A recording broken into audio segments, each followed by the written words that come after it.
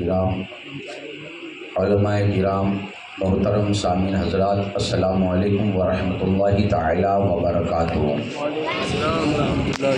الحمدللہ الذی فضل سیدنا و مولانا محمدا علی العالمین جميعا وقامه یوم القیامة للمذنبین المتلبسین الخطائین الہالکین شفیعا، فصلى الله تعالى وسلم وبارك عليه وعلى كل من هو محبوب ومرضي لديه صلاة تبقى وتدوم بدوام الملك الحي القيوم، وأشهد أن لا إله إلا الله وحده لا شريك له، وأشهد أن سيدنا ومولانا محمدا عبده ورسوله، أما بعد. قال الله تبارك وتعالى في القرآن المجيد والفرقان الحميد: أعوذ بالله من الشيطان الرجيم، بسم الله الرحمن الرحيم. يا أيها الذين آمنوا اتقوا الله وكونوا مع الصادقين. صدق الله مولانا العظيم وصدق رسوله النبي الأمين الكريم، ونحن على ذلك لمن الشاهدين والشاكرين والحمد لله رب العالمين. آئیے سب سے پہلے ہم اور آپ مل کر انتہائی عقیدت و محبت کے ساتھ گنبد خضرا میں آرام فرمانے والے ہمارے اور آپ کے پیارے آقا جناب احمد مصطفیٰ محمد مصطفیٰ صلی اللہ تعالی علیہ وآلہ وسلم کی بارگاہ بکسپنا میں درود پاک کا ہدیہ پیش کریں اور پڑھیں با آواز بلند: اللہم صلی علی سیدنا و مولانا محمد وعلی آل سیدنا مولانا محمد و صحابہ و بارک وسلم۔ ہم اور آپ مبارک مہینہ اور نسبت والا مہینہ، اس مبارک مہینے کو جس ذات مبارکہ سے نسبت ہے اور ساتھ ہی ساتھ اس مبارک مہینے کے اندر جو آنے والا مبارک دین ہے، اس دن کو بھی نسبت جس ذات مبارکہ سے ہیں، صرف ہندوستان ہی نہیں بلکہ اس ذات مبارکہ کو پوری کائنات جانتی ہے، اور اس طریقے سے جانتی ہیں کہ جس طریقے سے اللہ تبارک و تعالیٰ نے اپنے پیارے محبوب کو امام الانبیاء بنا کر اس دنیا کے اندر بھیجا، اسی طریقے سے اس ذات مبارکہ کو اللہ تبارک و تعالیٰ نے اس دنیا میں امام الاولیاء بنا کر بھیجا۔ وہ ذات مقدسہ، گیارہویں والے پیر پیران پیر دستگیر روشن ضمیر شہنشاہ بغداد والے آقا سرکار غوث اعظم رضی اللہ تعالی عنہ کی ہے، اور اسی مبارک مہینے کے اندر ہم اور آپ مرحومہ مغفورہ ہمارے محب گرامی جناب مولانا عبد الرحمن صاحب، ان کی والدہ محترمہ مرحومہ مغفورہ فاطمہ ماں، ان کو اصال ثواب کرنے کے لیے ہم اور آپ اکٹھا اور جمع ہوئے ہیں۔ دعا کریں اللہ تبارک و تعالیٰ اپنے پیارے حبیب صلی اللہ تعالیٰ علیہ وآلہ وسلم کے صدقے طفیل سے، پنجتن پاک کے صدقے طفیل سے، بغداد والے آقا سرکار غوث اعظم ہندوستان کے راجہ سرکار غریب نواز علیہ الرحمہ اور اس علاقے کی سرزمین کے اندر آرام فرما اللہ کے جو سچے ولی ہیں، ان کے صدقے طفیل سے اللہ تبارک و تعالیٰ مرحومہ مغفورہ فاطمہ ماں کے صغیرہ کبیرہ گناہوں کو معاف فرمائے، اللہ تبارک و تعالیٰ ان کی قبر کے اوپر رحمت و نور کی بارش نازل فرمائے، اور اب تبارک و تعالیٰ کل قیامت کے دن جنت میں حضرت ماں خاتون جنت کا پڑوس نصیب فرمائے، اللہ تبارک و تعالیٰ بال بال ان کی مغفرت فرما کر اللہ ان کی قبر کو جنت کا باغ بنائے، اور اب تبارک و تعالیٰ ان کے گھر والوں کو صبر جمیل عطا فرمائے، اور اس صبر کا بدلہ دنیا اور آخرت کے اندر بہتر سے بہتر عطا فرمائے۔ سرکار غوث پاک رضی اللہ تعالی عنہ کی ذات مبارکہ کے فضائل و کمالات تو بے شمار ہیں کہ جنہیں ہم اور آپ بیان کر کر صحیح معنوں میں آپ کے فضائل و کمالات کو ہم جمع نہیں کر سکتے، اور نہ بیان کر سکتے ہیں، نہ شمار کر سکتے ہیں، لیکن اتنا بزرگوں نے کتابوں کے اندر تحریر فرمایا ہے کہ جس دعا کے اندر بغداد والے آقا سرکار غوث اعظم علیہ الرحمہ کا وسیلہ پیش کر دیا جاتا ہے، جس دعا کے اندر سرکار غوث پاک رضی اللہ تعالی عنہ ان کی نسبت پیش کر دی جاتی ہے، اللہ بغداد والے آقا کے صدقے میں اس دعا کو قبول فرما لیتا ہے۔ ہم نے مرحومہ مقبورہ فاطمہ ماں کی مغفرت کی دعا کے اندر سرکار غوث پاک کا وسیلہ پیش کیا ہے، اس امید کے ساتھ کہ اللہ تبارک و تعالیٰ فاطمہ ماں کی مغفرت فرماتے ہیں۔ امام عشق و محبت، امام اہل سنت سیدنا سرکار اعلیٰ حضرت علیہ رحمہ بغداد والے آقا رضی اللہ تعالی عنہ کی نسبت کو بیان کرتے ہوئے فرماتے ہیں، یا رسول اللہ علیہ الصلوۃ والسلام، تیری سرکار میں لاتا ہے رضا اس کو شفیع، تیری سرکار میں لاتا ہے رضا اس کو شفیع، جو میرا غوث ہے اور لاڈلا بیٹا تیرا، جو میرا غوث ہے اور لاڈلا بیٹا تیرا، غوث اعظم بمن بے سر و ساما مدد، قبلہ دی مدد، کعبہ ایما مدد، سر بھلا کیا کوئی جانے کہ ہے کیسا تیرا، سر بھلا کیا کوئی جانے کہ ہے کیسا تیرا، اولیاء ملتے ہیں آنکھیں وہ ہے تلوا تیرا، اولیاء ملتے ہیں آنکھیں وہ ہے تلوا تیرا، اور کیا دبے جس پہ حمایت کا ہو پنجہ تیرا، کیا دبے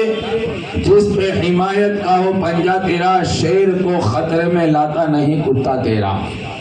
اور سرکار غوث پاک رضی اللہ تعالی عنہ کی نسبت کو بیان کرتے ہوئے امام اہل سنت سرکار اعلیٰ حضرت علیہ رحمہ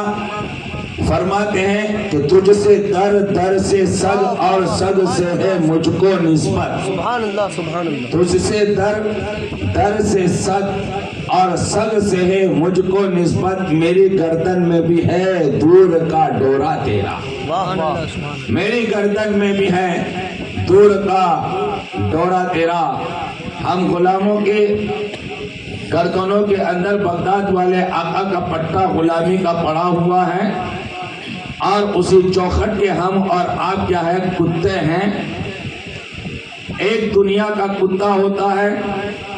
کہ اگر اس کے گلے کے اندر پٹا ڈال دیا جائے تو دنیاوی اعتبار سے اگر کسی علاقے کی کمپلین کر دی جائے کہ فلاں علاقے کے اندر بہت کتے زیادہ ہو گئے ہیں اور رہنے والوں کو پریشان کرتے ہیں، رہنے والوں کو تکلیف پہنچاتے ہیں، گورنمنٹ کی طرف سے ان کی گرفتاری کی جاتی ہے، گورنمنٹ کی طرف سے ان کو پکڑا جاتا ہے، لیکن اگر وہ کتوں کے اندر ایسے کتے نظر آتے ہیں کہ جن کتوں کے گلے کے اندر پٹا پڑا ہوتا ہے، وہ پکڑنے والے اس کتے کو نہیں پکڑتے ہیں جس کتے کے گلے کے اندر پٹا پڑا ہوتا ہے، اس لیے کہ وہ سمجھ جاتے ہیں کہ جس کتے کے گلے میں پٹا پڑا ہے یہ کوئی عام کتا نہیں ہے بلکہ یہ تو پالا ہوا کتا ہے، ارے یہ تو کوئی کیا کہتے عام کیا کہتے تکلیف پہنچانے والا کتا نہیں ہے بلکہ یہ تو کسی کا پالا ہوا اور پالتو کتا ہے، اس کو چھوڑ دیا جاتا ہے، اس کو آزاد کر دیا جاتا ہے، اور وہ کتے جن کے گلے میں پٹا نہیں ہوتا ہے اسے گرفتار کر لیا جاتا ہے، اسے پکڑ لیا جاتا ہے۔ اسی طریقے سے قربان جاؤ ہم غلاموں کے گلوں کے اندر بغداد والے آقا کی غلامی کا پٹا ہے، حشر کے میدان کے اندر اعلان ہوگا رب قدیم کی طرف سے، اے فرشتے ارے جاؤ جاؤ، ارے جہنم کے اندر پکڑ پکڑ کر لے جاؤ، لیکن جب فرشتے حشر کے میدان کے اندر ارے جہنم کے اندر ارے لے جانے کے لیے لوگوں کو گرفتار کریں گے، لوگوں کو پکڑیں گے، اللہ اکبر، ارے جب وہ فرشتے ہماری طرف آئیں گے ارے دیکھیں گے ارے یہ تو وہ ہے جس کے گلے کے اندر بغداد والے آقا کا پٹا پڑا ہوا ہے، اللہ اکبر اللہ اکبر۔ جب وہ دیکھیں گے کہ سرکار بغداد کی غلامی کا پٹا اپنے گلے کے اندر ڈال لیا ہے تو اب ہمیں ارے جہنم کے اندر نہیں ڈالا جائے گا، بلکہ جہنم کے اندر اسے ڈالا جائے گا جس کے گلے کے اندر ارے بغداد والے آقا کی غلامی کا پٹا نہیں ہے۔ اللہ اکبر! لیکن وہ بغداد والے آقا کی غلامی کا پٹا جو اپنے گلے کے اندر لیے ہوئے ہیں، اللہ اکبر اللہ اکبر، حشر کے میدان کے اندر ارے اس کو عزت دی جائے گی اور عزت کے ساتھ اسے جنت کے اندر پہنچایا جائے گا۔ ارے جنت کے اندر اسے ڈال دیا جائے گا اور یہ کہا جائے گا، کیا کہا جائے گا کہ یہ عام آدمیوں کی طرح نہیں ہے، بلکہ یہ تو بغداد والے آقا کی گدائی والا نظر آ رہا ہے۔ سبحان اللہ سبحان وہ سرکار بغداد رضی اللہ تعالی عنہ، اللہ اکبر، کہ جب ایک غلام آپ کی غلامی کا پٹا اپنے گلے کے اندر ڈال لیتا ہے تو اللہ اسے مقام عطا فرما دیتا ہے، اسے درجہ عطا فرما دیتا ہے۔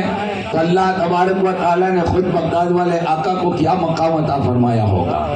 کیسا درجہ عطا فرمایا ہوگا، اللہ اکبر، کہ سرکار بغداد رضی اللہ تعالیٰ عنہ کے والد گرامی اللہ اکبر وہ خود فرماتے ہیں، اے لوگو، جب میرے گھر کے اندر میرے بیٹے عبد القادر کا جنم ہوا تو میں نے کیا دیکھا کہ جنم ہوتے ہی میرے گھر کے اندر اجالا ہی اجالا ہو گیا، نور ہی نور پھیل گیا، روشنی ہی روشنی میرے گھر کے اندر اور پورے گھر کے اندر میرے خوشبو پھیل گئی۔ اور آپ کے والد گرامی فرماتے ہیں کہ تھوڑی دیر کے اندر میں نے کیا دیکھا کہ میرے گھر کے اندر امام الانبیاء اللہ کے پیارے حبیب تشریف لائے ہیں، اور اللہ کے پیارے حبیب صلی اللہ تعالی علیہ وسلم مجھے مبارکباد دے رہے ہیں۔ سرکار بغداد کے والد فرماتے ہیں کہ مبارکباد یہ دے رہے ہیں کہ تمہیں مبارک ہو، تمہیں مبارک ہو، اللہ تبارک و تعالیٰ نے تمہیں جو بیٹا عطا فرمایا ہے اور تمہارے گھر کے اندر جس بیٹے کا جنم ہوا ہے اللہ نے انہیں وہ مقام عطا فرمایا ہے کہ جس طریقے سے نبیوں کے اندر اللہ نے مجھے درجہ عطا فرمایا ہے، اس طریقے سے اولیاء کے اندر تمہارے اس بیٹے کو اللہ نے درجہ عطا فرمایا ہے۔ وہ سرکار بغداد رضی اللہ تعالی عنہ، اللہ اکبر اللہ اکبر، ایسا مقام پانے والے، ایسا درجہ پانے والے، اور کیوں نہ ہو یہ مقام حاصل، اور کیوں نہ ہو یہ درجہ حاصل، کہ جب اللہ کے پیارے حبیب صلی اللہ تعالی علیہ وسلم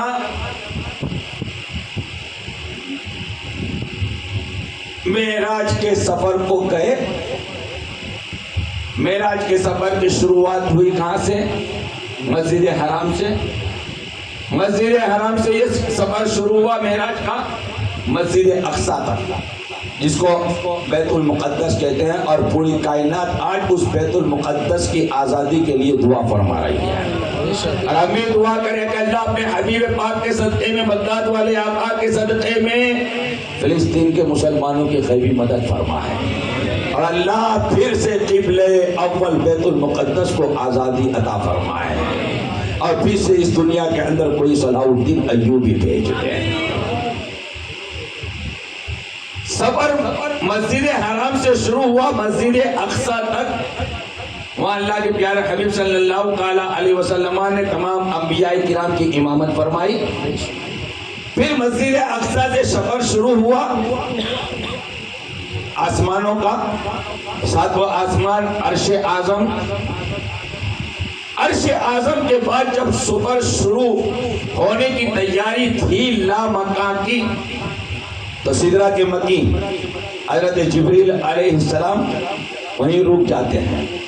عرض کرتے ہیں یا رسول اللہ علیہ الصلوۃ والسلام،